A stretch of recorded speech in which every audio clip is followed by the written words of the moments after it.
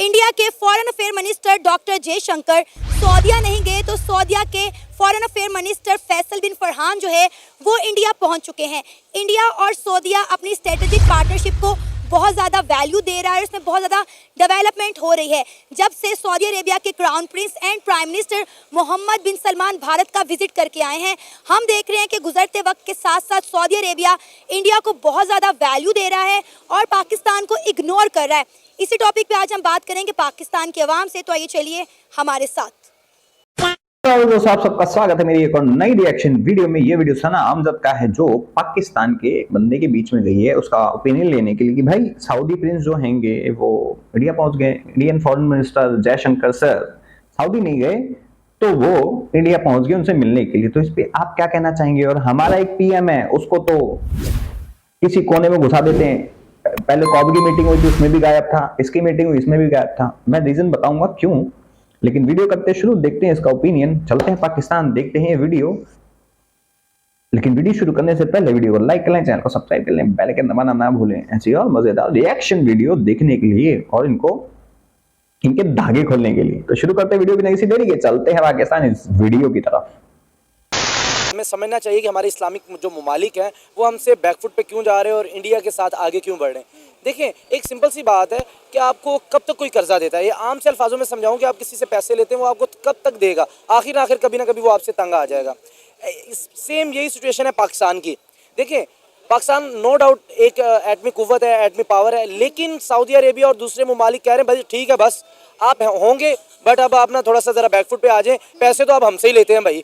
ये चीज़ें आ गई हैं। देखें, आप सबसे पहले आप इन चीज़ों को देखें कि जब इंडिया के फॉरेन मिनिस्टर ने हलफ उठाया था तो वो डायरेक्टली श्रीलंका गए। सारी दुनिया परेशान होगी कि भाई श्रीलंका के तो अपने हालात ही बिल्कुल बिगड़े हुए हैं। आपको पता है उस वक्त उन्होंने एक हुकूमत का तख्ता पलटा था और उसके बाद नई हुकूमत आई तो बिल्कुल एक पहले वजीर खारजा थे वहाँ चले गए। उसके बाद वो वहीं से वापस यूएई आते हैं और वहाँ से वो वापस इंडिया जाते हैं। यानी कि इग्नोर बिल्कुल टोटली कतर, मिस्र, सऊदी अरेबिया, मालदीव इनको बिल्कुल इग्नोर करके वो वापस चले जाते हैं। उसका स्ट्रेट फॉरवर्ड पैगाम क्या था? उस वक्त हुकूमत थी बाइडन की। बाइडन कभी भी नहीं चाह रहे थे कि सऊदी अरब के साथ इंडिया के ताल्लुकात बेहतर हो, क्योंकि इंडिया के ताल्लुकात खुद भी नहीं बाइडन के साथ इस तरह के होने चाहिए थे जो आम तौर पे इंडिया के ताल्लुकात होते हैं। इसी चीज़ को देखते हुए वो कुछ अपने आप को उन्होंने बैकफुट पे रखा। जैसे ही अब ट्रंप आए वो खुले शेर बन गए। अबे तू थोड़ा सा हिला हुआ है क्या? तेरा नाम भी तनवीर है ना, तो तू भी उसी की तरह हरकतें करता है क्या? किसने बोल दिया कि ट्रंप के साथ ही बस अच्छे थे, बाइडेन के साथ अच्छे संबंध नहीं थे? ऐसा कुछ नहीं है कि मजबूती आई थी, बस खाली ये जो 2-3 घटिया हरकतें करी थी ना इससे प्रॉब्लम थी, बाकी ऐसा कुछ भी नहीं था। समझ में आ गई बात? मतलब कुछ भी एज्यूम कर लेते हैं, तो वही हवा में से कबूतर निकालने वाले है ना। अब वो सऊदी अरब भी जाएंगे। अभी आप देखें, उन्होंने शाह सलमान को कोई दावत नहीं दी कि आपके वजीर खारजा इधर, वो बिल्कुल साइलेंट हो गए। अब खुद उनके फॉरेन मिनिस्टर वहां गए हैं उनको बताने के लिए, क्योंकि इन सारे मामलात के अंदर उनकी $54 बिलियन की ट्रेड चल रही है। साइलेंट तरीके से उनकी ट्रेड चल रही, रुकी नहीं है किसी भी चक्रों में। $54 ट्रिलियन की उनकी ट्रेड चल रही है, फिर भी बगैर किसी दौरे के, बगैर किसी मामलात के उनके ये मामला चल रहे हैं। अभी आप ये सोचें कि जब अब उनके 1 सेकेंड, 54 ट्रिलियन, अबे तू दिमाग से सीसी ली है तू? है 54 ट्रिलियन तुम्हारा वो दिखा दी 6.8 ट्रिलियन मांगता है कांस में जाके 2030 तक, और तो 54 ट्रिलियन की ट्रेड चला रहा है सऊदी के साथ इंडिया की। अबे 54 मिलियन या बिलियन में होगी मैक्स टू मैक्स। 54 ट्रिलियन, अबे इतना तो मेरे ख्याल से यूएस का डेट भी नहीं है जितना तू तूने बता दिया। फॉरेन मिनिस्टर सऊदी अरेबिया के खुद चल के गए हैं। अब मामलात किस तरफ जाएंगे? $54 ट्रिलियन की ऑलरेडी उनकी ट्रेड चल रही है उनके साथ। अब आप सोचें किस लेवल की, नेक्स्ट लेवल के ऊपर उनकी ट्रेड जाने वाली है। और अब इंडिया क्या ऑफर करवा रहे हैं उनको? आप देखिए, कोई भी उनका अपना जो एक मिनिस्टर होता है, जो फॉरेन मिनिस्टर जाता है सऊदी अरेबिया के अंदर, एक उनका एक अपना जो सिफारत खाना होते हैं, वो इंडिया ज़्यादा कोशिश करता है कोई ना कोई मुसलमान ही वहाँ हो, क्योंकि मुसलमानों को डील करना अच्छा होता है एज ए मुस्लिम। अच्छा, हम तो ये बात करते हैं कि इंडिया जो है वो तो मुस्लिम उम्मा से या मुस्लिम ममालिक से खार रखता है, इस्लामोफोबिया की हम बात करते हैं, लेकिन यहाँ पे तो मामला कुछ और ही दिखाई दे रहे हैं। मतलब OIC में जो रिस्पेक्ट पाकिस्तान को मिलनी चाहिए वो इंडिया को मिल रही है। ये कोई छोटी बात नहीं है कि इंडिया के फॉरेन अफेयर मिनिस्टर जो हैं वो सऊदी अरेबिया नहीं गए, तो सऊदी अरेबिया के फॉरेन अफेयर मिनिस्टर जो हैं वो इंडिया चले गए हैं। पाकिस्तान को इग्नोर करके इंडिया को इस तरह से डील करना हमारे लिए तो बहुत इंसल्टिंग बात है। देखिए ये इंसल्टिंग ये बात होनी थी। कब तक आखिर मईशत आपकी डिरेल, GDP आपकी गिरी, मईशत आपकी गिर गई, आपके सियासी मामलात नहीं ठीक, ये कब तक दूसरे ममालिक देखते हैं? भाई उनको आगे भी बढ़ना है, वो हमारे जैसे थोड़ी कि अब इसी चीज़ पे अटके रहे। देखिए पाकिस्तान, सऊदी अरेबिया को बेनिफिट क्या है पाकिस्तान से? सबसे पहले तो ये आप सुन लें, पैसा तो हम उनको कोई देते नहीं है, हम लेने वाले होते हैं। हर दफ़ा हम जाएंगे कशकोल लेके, हमने पैसा लेना ही है सऊदी अरब से, देने वाले हम नहीं है। उनको जो सबसे मेन बेनिफिट था वो था कि उनको जब भी फौज की ज़रूरत पड़ती थी किसी मामलात में, वो हम उनको प्रोवाइड करते थे, उनका दिफा करते थे। लेकिन अब इंडिया ने, भाई स्ट्रेट फॉरवर्ड अंदर की बात बता रहा हूँ आपको, इंडिया ने ऑफर करवा दी है कि भाई हम आपको फौज देने को तैयार हैं। जहां आपको डिफेंस चाहिए हमारी फौज आपका वहां आकर आपका डिफेंस करेगी। ये सऊदी अरब बात, इस बात से उनको एक अजीब ही एक कैफियत में डाल दिया कि भाई हम पाकिस्तान को पैसा देते हैं और हमें जस्ट बदले में फौज मिलती है। अब हम तिजारत करेंगे, उनसे पैसा लेंगे भी देंगे भी, तो हम उनकी फौज क्यों ना यूज कर लें? और इस पाकिस्तान को की बात बता रही है, इस पे मेरे ख्याल से सना ने प्रोग्राम करा था या शाइला ने करा था या निमरा ने करा था, मेरे को याद है। तो लड़कियां थी कोई, मेरे को याद नहीं है तीनों में से कौन था। इस बात पे खुद इन लोगों ने प्रोग्राम करा था, उसको याद ही नहीं। अंदर की बात है ये अंदर की बात है, ये कई महीने पहले ही बात चल चुकी है, अंदर की बात है। और तुम लोगों का रिकॉर्ड पता नहीं है कि तुम्हारी आदमी का रिकॉर्ड कितना अच्छा है। 93,000 टैंक छोड़ के भागना 99 में अपने सोल्जर की बॉडी, डेड बॉडी ना उठाना। तो तुम्हारी औकात पता है कि अगर अटैक हो गया ना वहां पे, फौज ने कर दिया किसी ने, तो वो कुछ नहीं कर पाएंगे। इंडियन आर्मी का पता है, मर जाएंगे लेकिन सामने वाले को ठोक के मारेंगे। समझ में आ गई बात? इसीलिए जो UN की पीस कीपिंग फोर्स है उसके अंदर भी 600 या पता नहीं 1000 इंडियन आर्मी के लोग हैं। पाकिस्तान का नहीं है कोई भी। हमने बिल्कुल तौर पर कट ऑफ कर दिया, यानी अब उन्हें पाकिस्तान की जरूरत रही ही नहीं। जैसे UAE को पाकिस्तान की जरूरत बिल्कुल भी नहीं है। इंडियन को देखें, वहाँ उन्होंने मंदिर बना दिया, सारा कुछ बनाते जा रहे हैं। टोटली दुबई ऐसे लगता है जैसे कोई कोलकाता या नई दिल्ली या बेंगलुरु है। टोटली वहाँ पर इंडियन अभी भी 6.2 मिलियन लोग रह रहे हैं सऊदी अरेबिया में। हालांकि वहाँ पर इंडियंस का रहना बड़ा मुश्किल है, यानी कि वहाँ अब देखें, अब एक इस्लामिक स्टेट है, वहाँ पर हिंदू भी आना शुरू हो गए, वो रह रहे हैं। लेकिन मैं मुस्लिम की तादाद बता रहा हूँ, 6.2 बिलियन लोग वहाँ रह रहे हैं। इसी तरह अब पाकिस्तान कहीं ना कहीं अपना वकार, अपनी इज्जत खो रहा है। हमारी इज्जत ओनली वन इस तरह हो रही थी कि हम एक एटमिक कुव्वत है, हमारे पास वो ताकत है, सारे 57 ममालिक हमारी तरफ इस वजह से देखते थे कि भाई हमारा दिफा करेंगे। लेकिन अब वो ये अब निकल गए इस सोच के बाहर, क्योंकि अब पैनिक बटन आ गया भाई। अब वो सोच रहे हैं कि भाई हम मईशत को तगड़ी करेंगे, हम अपनी एटमी कुव्वत भी बना सकते हैं। ऐसी कोई प्रॉब्लम नहीं है। देखिए पाकिस्तान के पास कुछ भी नहीं था, क्या था? एक डॉक्टर अब्दुल कदीर था, उन्होंने बना के दे दिया। ये पैसों की हमारे पास तो तब भी किल्लत थी। लेकिन अब सऊदी अरब ये सोच रहा है कि भाई एक जो मुल्क हमसे पैसे मांगता रहता है वो एटमी कुव्वत बन गया, तो हम क्यों ना बने। अब मेन रीजन इंडिया के साथ इत्तेहाद करने का ये है, अब इंडिया को वो कुछ लेंगे भी और कुछ देंगे भी। अब एटमी कुव्वत वहां से बनने जाएगी, वहां सऊदी अरब, ये मैं बात बता रहा हूँ, आने वाले सालों में ये देख लेना, सऊदी अरब भी एटमी कुव्वत बनने जा रहा है इंडिया की मदद से। इंडिया की मदद से, क्योंकि उनके पास अपने इस तरह के नहीं है। जो अरबिक लोग हैं वो इस तरह का माइंड सेटल नहीं है। वो बिजनेसमैन है, बिजनेस करेंगे, बस रियाल कमाएंगे, उनको एक्सचेंज करके डॉलर में कन्वर्ट कर देंगे, बस। इनसे ज्यादा पहली बात सुन ले बे, जितने भी एटमी पावर इस टाइम देश है जिनके पास भी है, ठीक है, ऑफिशियली है, और कोई नहीं बना सकता, बनाएगा उस पर इतने सैंक्शन लग जाएंगे ना, उसका गो निकल जाएगा। सऊदी अरेबिया ये बेवकूफी नहीं करेगा। सऊदी अरेबिया की कितनी आर्मी है उसके पास, सऊदी अरेबिया की, वो डिफेंस सिस्टम यूएस से लेता है, और यूएस उसकी ऐसे ले लेगा ना, बुरी तरह से कह के लेगा, फिर इतने सैंक्शन लग जाएंगे ना कि अभी जितने वो चल रहे हैं वो उतना नीचे आ जाएंगे।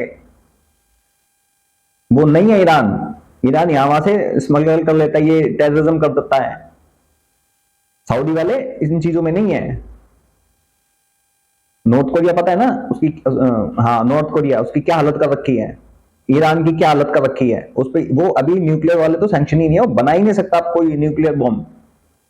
कोई भी अपने आप को न्यूक्लियर स्टेट नहीं बना सकता। चुप छुपा के तुम करोगे, लेकिन सऊदी ऐसा है कि छुपेगा तो कुछ नहीं वहां पे। ऐसे वहां पे कौन से साले आएंगे बंकर कि जो वहां पे रिसर्च की चीजें हैं, नहीं है सऊदी है तो पता नहीं यार, तुम हवा में से बातें निकाल देते हो। एक एटम बम बनाने के लिए, एक न्यूक्लियर पावर बनने के लिए कितनी चीजें होनी चाहिए। तो यूरेनियम भी उसका अलग एक उसका होता है, सेंट्रीफ्यूज अलग होते हैं, जिससे एक्सट्रैक्ट किया जाता है न्यूक्लियर, फिर उसके बाद बनते हैं। क्या तुम्हें लगता, और तुम्हें क्या लगता है इंडिया उसमें हेल्प करेगा? पाकिस्तान नहीं है तो तुम्हारा साला वो था, क्या नाम था, कौन सा खानवान था वो, उसने ईरान को बेचा, नॉर्थ कोरिया को बेचा। कमाल की बात करते हैं तुम सारे जाहिल के बच्चे। उसने बेचा था, नहीं तो बनना होता ना तो टर्की पहले बनता। टर्की पहले इस चीज पे करता, टर्की के पास रिसोर्सेज हैं हर चीज की। तुम जाहिलों को पता ही यार, ये पता नहीं कौन सी हवा में साला ये में कबूतर निकालते हैं, मुझे यही समझ में नहीं आता। हालांकि गेम चल रही होती है भाई इनका, फिर कहते हैं भाई हमारे मजे लेते हैं लोग। तेरा नाम भी तनवीर ही है ना, तो हरकतें तेरी भी उसी की तरह ही है। उनको कुछ नहीं आता, बस वो अपनी बिल्डिंग्स का काम कर सकते हैं, बाकी और उनका बस का रोग नहीं है। देखें कोई भी आप सऊदी अरब में मुझे एक चीज़ बता दें, जो इंपोर्ट वो अपनी करके एक्सपोर्ट करते हैं, कोई चक्कर नहीं इस तरह का। इस तरह ऑलरेडी हम देख रहे हैं कि रशिया के साथ इंडिया मिलके डिफेंस सेक्टर में कितना आगे निकल चुका है। इंडिया रशिया के साथ मिलके जो मिसाइल तैयार करता है, जो जंगी सामान तैयार करता है, उसकी डिमांड पूरी दुनिया में। इवन कि आपको याद होगा ब्राह्मोस मिसाइल जो कुछ साल पहले मियां चन्नू के मुकाम पर इंडिया से मिस फायर हो गया था, इंडिया और रशिया ने मिलकर वो बनाया था। और सऊदी अरेबिया वो भी इंडिया से खरीदने की डिमांड कर रहा था पिछले दिनों कि आप हमें ब्राह्मोस मिसाइल दें। देखिए सीधी स्ट्रेट फॉरवर्ड बात है, जो आपसे इससे टॉपिक से पहले बात की, मेरा इससे मुख्तलिफ है बिल्कुल लायामल। देखें ये चीज़ हमसे गोरे गेम कर रहे हैं, इन चीज़ों पे गोरे हमसे गेम कर रहे हैं। मैं अब पहले देखें आपके इंडिया की खुल के मैंने बात की, जहाँ उनकी तारीफ बनती थी मैंने तारीफ की, अब यहाँ पर इंडिया की तारीफ नहीं बनती। उसका रीज़न ये है, देखें गोरे अगर आपको एक मिसाइल देंगे ना जिस रूस वाले, तो अमेरिका पाकिस्तान को मिसाल के तौर पे मैं बता रहा हूँ, अगर आप एग्जैक्ट पे आएंगे तो मैं ऐसे बताता हूँ कि अमेरिका अगर आपको देगा F-16 मिसाल के तौर पे देगा तो हमें 70 का कह देंगे, वो रूस आपको 80 का कह देगा, फिर अमेरिका हमें 90 का। यानी कि वो पाकिस्तानियों और जो इंडियंस हैं उनकी नफ्स को जानते हैं कि एक से बढ़ के एक हथियार रखना है। इसकी चक्रों में पाकिस्तान का तो मैं एग्जैक्ट फिगर नहीं दे सकता, लेकिन मैं इंडिया का एग्जैक्ट फिगर दे देता हूँ। 1.4 ट्रिलियन डॉलर्स वो आपने ये असला खरीदने पे सिर्फ असले के ऊपर लगाते हैं, नॉट डिफेंस। यानी कि अभी इनके अफवाज के खर्चे बिल्कुल अलग हैं, सिर्फ इतना पैसा वो सिर्फ असला खरीदने में लगाते हैं, और जो बिल्कुल ही मतलब किसी काम का नहीं है। मैं इंडियंस को ये पैगाम देना चाहता हूँ एज ए पाकिस्तानी होने के नाते, देखें आखिर कब तक हम बेवकूफ़ बनेंगे इन गोरों के चक्रों में आके। हम इतना पैसा अपना डिफेंस में लगाएंगे, नो डाउट आपकी बहुत बड़ी मैशत है, आपका दिफा करने का पूरा हक है, लेकिन दिफा करने के चक्रों में जो हमें रूस और अमेरिका लूट रहा है, और अभी जापान की बारी आने वाली है, क्योंकि हम इनके असलों से थक जाएंगे भाई।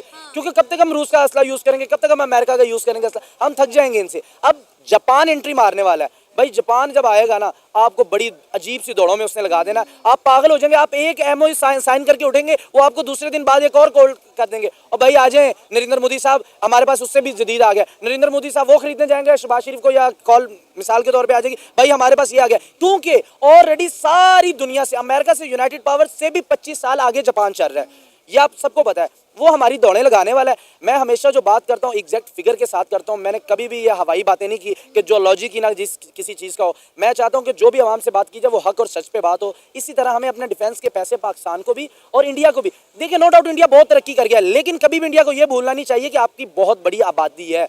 आप अभी भी आपके वो एरियाज़ वो डेवलप नहीं हुए जैसे होना चाहिए, जैसे बेंगलुरु है, जैसे आपका पूना है, जैसे आपका मुंबई है, जैसे दिल्ली है, जैसे आपका चंडीगढ़ है। मतलब आप कई एरियो को आप इग्नोर नहीं कर पाएंगे, लेकिन आपने जीडीपी उस लेवल की कर दी है कि वो सारी बातें छुप गई हैं।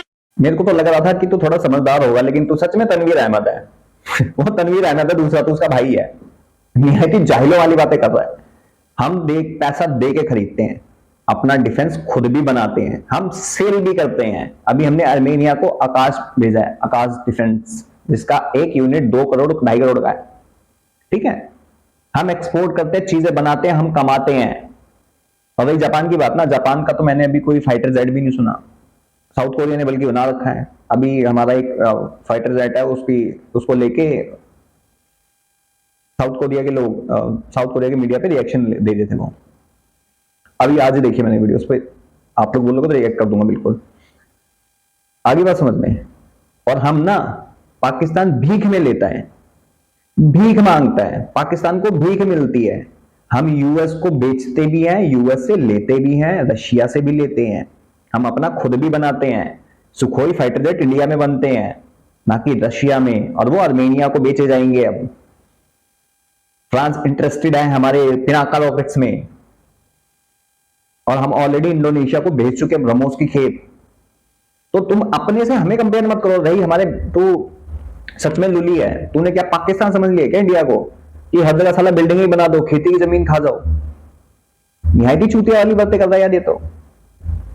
फैसिलिटीज पहुंचाने से मतलब होता है, फैसिलिटीज होनी चाहिए वहां पे, लाइट हो गई, पानी हो गया, रोड हो गई पक्की, खेती के लिए अच्छी जमीन रहे, पानी सिंचाई के लिए पानी होना चाहिए, ऑर्गेनिक चीजें पैदा हो।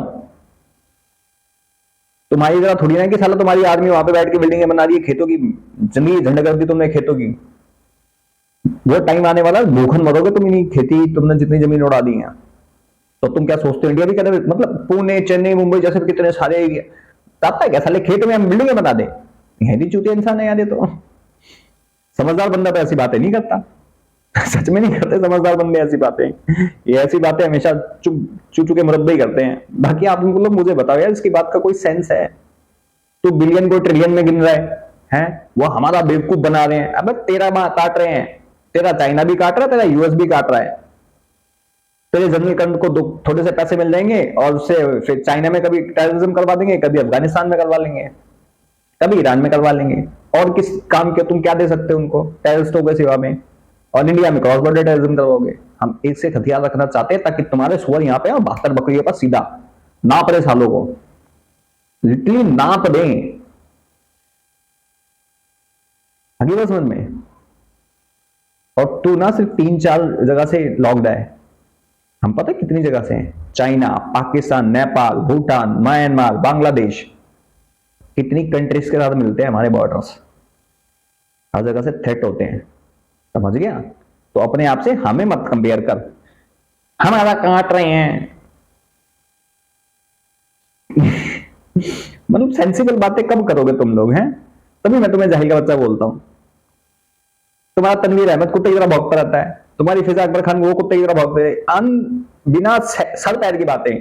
तुम्हारे क्रिकेटर अभी जो वर्ल्ड कप हुआ था उसमें इन्होंने तो चिप लगा रखी है, वो बटन दबा के करते तो स्विंग हो जाती है। महा चूतिया इंसान है यार। ये ऐसा हो रहा है। और ये पाकिस्तानी हाँ बाबर आजम किंग इनके लिए है। तो साला 50 तक नहीं बना पाता ठीक से, वो किंग है। उसको कंपेयर करते हैं विराट कोहली से। क्योंकि आपकी वो जो हमारी एक मिसाल है ना कि पैसे वाले का तो ऐप छुप जाता है, गरीबों का ऐप, वो ऐप ना वो बहुत बड़ा ऐप लगता है। इसी तरह पाकिस्तान के जो ऐप हैं वो बड़े लगते हैं क्योंकि हमारी जीडीपी गिर गई है, हमारी सियासत की स्टेबिलिटी जो है, एक जो हमें रहना चाहिए, हमें एक लेवल रहना चाहिए, वो नहीं है। इंडिया का तीसरी बार वज़ीर आज़म बन गया, 15 साल। आप एक कंपैरिजन कर लें और पाकिस्तान के 15 सालों में कितने वज़ीर आज़म बदले। इतने तो मेरा ख्याल है कि हम अपने ड्राइवर नहीं बदलते, इतने हम ऑफिस बॉय नहीं बदलते जितने हमने वज़ीर आज़म अपने बदलनी है। ये जो कल तस्वीर तनवीर एक वायरल हुई है अरब इस्लामिक समिट की, जिसमें पाकिस्तान के प्राइम मिनिस्टर शहबाज शरीफ को पीछे खड़ा कर दिया गया, इस तस्वीर पर आप क्या राय रखना चाहेंगे? सोशल मीडिया पे तो बड़ा तनकीद का सामना करना पड़ा है। एज अ पाकिस्तानी आप इस पर क्या इजहार ख्याल करेंगे? जी, एज ए पाकिस्तानी सबसे पहले तो मैं कहता हूँ शायद कि शहबाज शरीफ साहब कमरे में लेट आए हों, उस जगह के ऊपर लेट आए हों। मैं एक मिसाल के तौर पे जो लॉजिक से बात करता हूँ ताकि आवाम को भी समझे, शायद शहबाज शरीफ साहब थोड़ा लेट हो गए हों, तो फिर तो कोई इंसल्ट नहीं है। अगर तो हम प्रॉपर, अगर हमारे पास पूरी वीडियो हम देखें तो फिर तो कोई इंसल्ट नहीं है, आए खड़े हो जाए। लेकिन अगर शहबाज शरीफ साहब पहले आके मिल रहे हैं और सेंटर के अंदर खड़े हैं, फिर उनको उठा के अगर पीछे किया जा रहा है, ये बहुत बड़ा तमाचा है हमारे मुंह के ऊपर।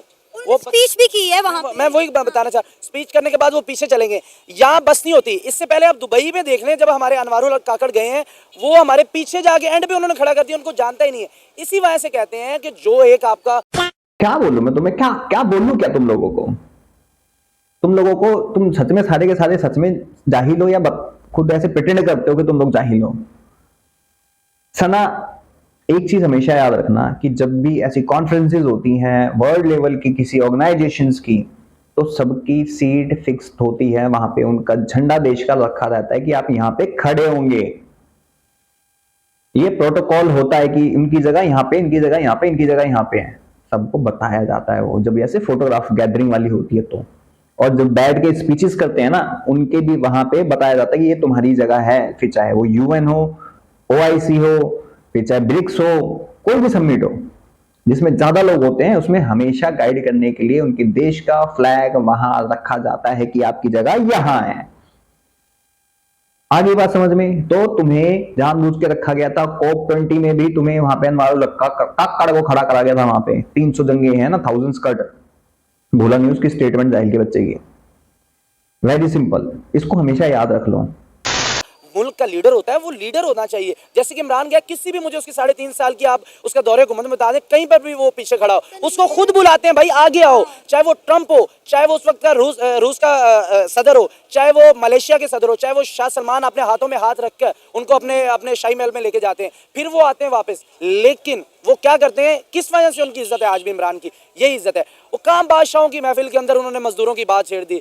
अजीब करते हैं वो भी मुर्शिद कि एक बादशाहों की महफिल में आपने मजदूरों की बात छेड़ दी। तो यही तो बातें नहीं हमें अच्छी लगी। कि आपको मैं एक और बात बताता हूँ, इसके साथ ऐड करता जाऊँ। किसी भी मुल्क में कोई वजीर खारजा जाए, कोई मुल्क का सदर जाए ना, जब वो वापस आने लगता है ना, उससे एक सवाल किया जाता है। ये शायद कम ही लोगों को पता हो।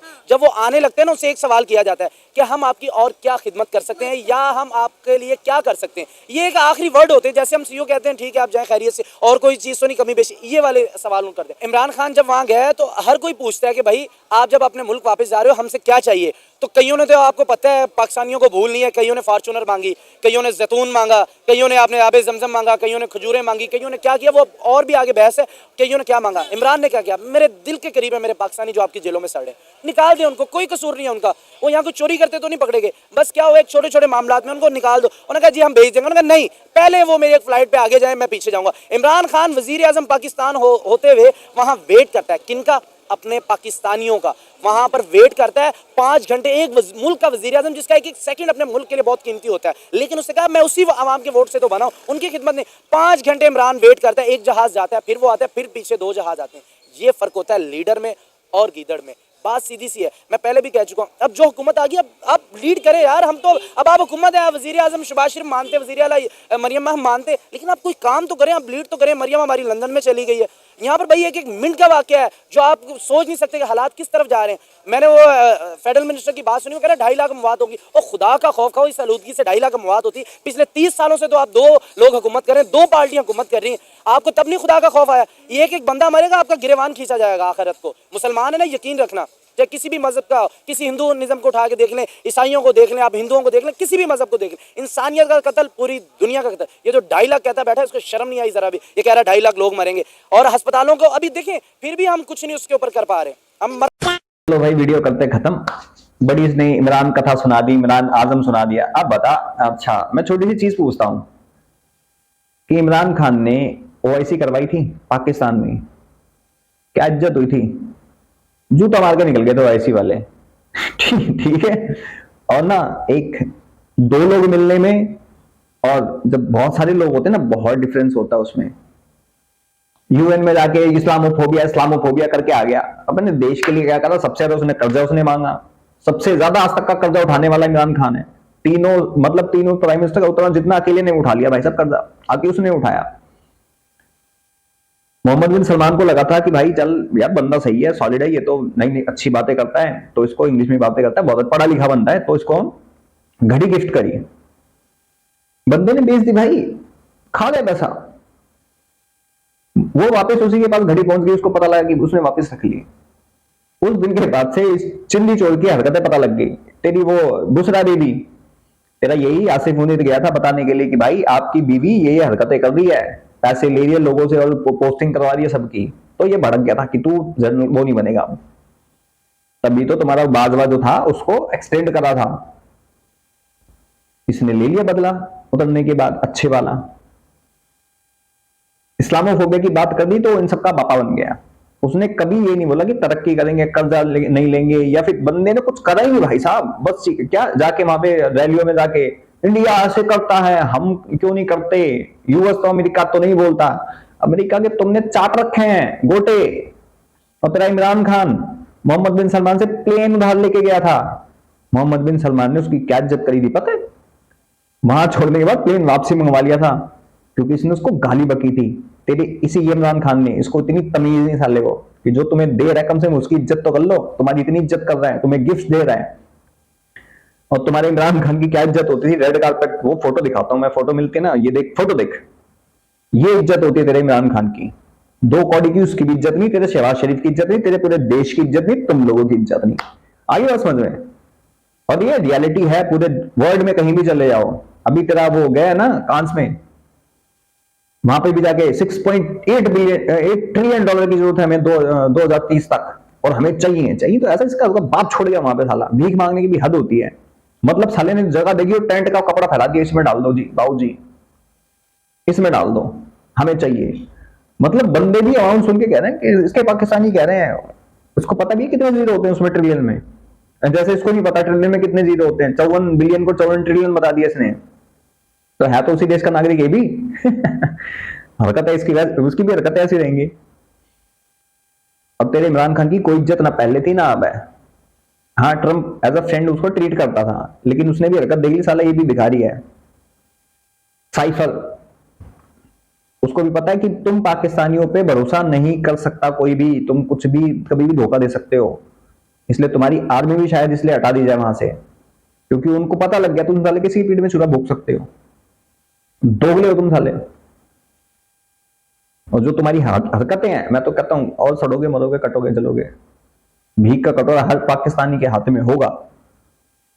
ना तुम्हारा इमरान खान दूध का धुला था, ना तुम्हारा शहबाज शरीफ है, ना तुम्हारा काकड़ था, सारे के सारे साला इनका मैंने ना इनके टाइम पीरियड से मैं वीडियोस बना रहा हूं, देख रहा हूं ना इनकी हरकतें भाई साहब। अभी जो ये चैंपियंस ट्रॉफी इनसे छीनी है, जो इन्होंने कह रहे कि हमने 1200 करोड़ रुपए लगा दिए, जो आईसीसी ने पैसा दिया था इनको 1200 करोड़ रुपए उसमें लगा रहे हैं। और मैं इतने गारंटी के साथ बोलता हूँ सालों की छतें और कुर्सियां गिरनी चालू हो जाएंगी अगर वहां पे होता है। खैर होगा ही नहीं, लेकिन उसकी हालत अगर कोई दिखाएगा ना, ज्यादा नहीं 3 महीने बाद या 4 महीने बाद ही उसकी हल्का भरोसा नहीं है कि अभी गिरनी चालू हो जाए, क्योंकि ये साले सारा पैसा खा जाते हैं फिर जाके भीख मांगते हैं। क्लाइमेट चेंज की वजह से 6.8 ट्रिलियन डॉलर की भीख, भाई साहब सोचो 6.8 ट्रिलियन डॉलर की भीख। बंदा यार मांगते हुए भी शर्माया नहीं, भीख को शर्म नहीं आई बिल्कुल भी, एक ढीले की। डूब के मर जाना चाहिए तुम्हारे साले, रीढ़ की हड्डी में पानी नहीं है थोड़ा तुम्हारे पर। तुम लोग बाहर अपनी शक्लें कैसे दिखाते हो पाकिस्तानियों, कैसे दिखा लेते हो अपनी शक्लें। एक बंदा था, इसकी मेरे को याद नहीं आ रही, एक वीडियो थी, वो शायद सना का इंटरव्यू था। वो बंदा न्यूजीलैंड में रहता है, पता है क्या कहता है वो, जरा सुनो जरा।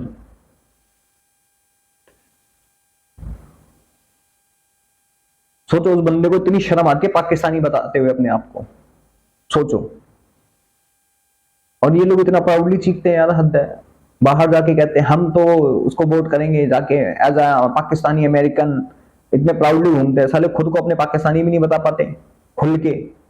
तो तुम लोगों का तो ये हाल है, बकचोदिया करवा लो बड़ी बड़ी, वही बातें, बड़ी बड़ी बातें और भीख मांग के खाते हैं। बाकी भाई आप सब क्या कहना चाहते हैं इस वीडियो के बारे में और इसके दिमाग के बारे में, पता नहीं इसका इलाज करवाना चाहिए या फिर छतवत से गिर गया था बचपन में, या अभी गिर के आया है सना, जरा पूछ लो। या फिर वो तनवीर नाम एक जैसे, तो दोनों एक जैसी बातें करते हैं। बाकी मैं चलता हूँ, मिलता हूँ किसी और वीडियो में। और आप सबको वीडियो कैसी लगी, मेरा रिएक्शन, मेरा ओपिनियन कैसा लगा कमेंट सेक्शन में जरूर बताएं। चलता हूँ, मिलता हूँ किसी और वीडियो में, तब तक के लिए जय हिंद जय भारत।